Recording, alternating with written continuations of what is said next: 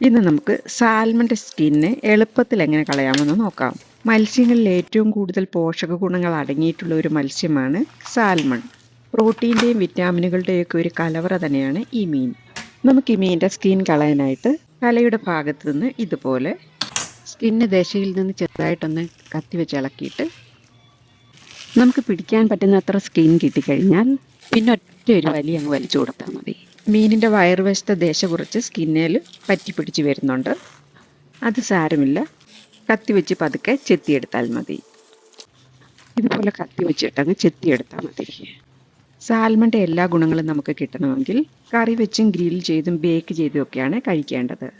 Deep fry ചെയ്യുകയാണെങ്കിൽ ഇതിൽ omega 3 fatty ആസിഡൊക്കെ കുറേ നഷ്ടമാകും. ഇനിയും സാൽമണിൻ്റെ സ്കിൻ കളയാനുള്ള വേറൊരു രീതിയാണിത്. മീനിൻ്റെ സ്കിന്നിലോട്ട് തിളച്ച വെള്ളം പതുക്കെ പതുക്കെ ഇങ്ങനെ ഒഴിച്ചു കൊടുക്കണം. അപ്പോൾ പെട്ടെന്ന് തന്നെ തൊലി ദശയിൽ നിന്നിങ്ങ് ഇളകി വരും. ഇനി സ്കിന്ന് ഒരു വശത്തുനിന്ന് ഇങ്ങനെ വലിച്ചു കഴിഞ്ഞാൽ പെട്ടെന്ന് തന്നെ ഇളകിപ്പോരും. ഇപ്പം മീനെല്ലാം ഞാൻ കട്ട് ചെയ്തെടുത്തിട്ടുണ്ട്.